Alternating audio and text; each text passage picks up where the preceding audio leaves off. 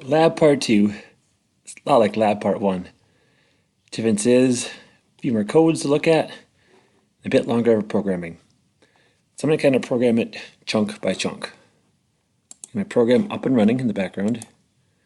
I'm just going to build that code. Let's find out how.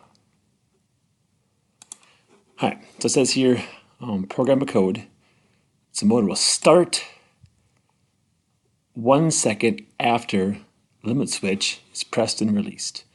So 1 second after the switch, which means the switch is going to be pressed and released. Good and good.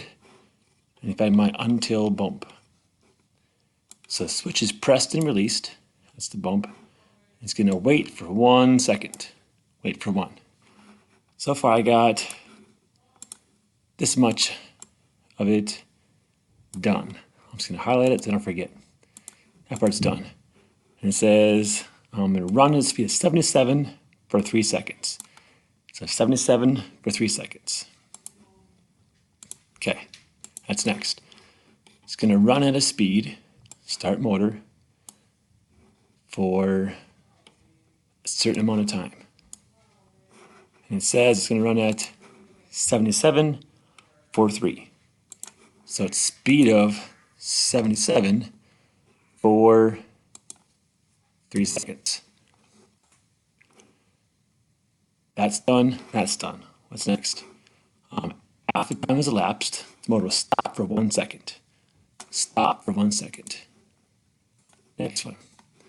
It's going to stop for how long? Right. 1 second. So this is pressed and released. Waits 1. Stops for 3. Stops for 1. What's next? Then the motor will start again, turn opposite direction, the speed up 35 for 3. So it starts again, opposite direction, 35 for 3. Okay, got it. It's going to start again,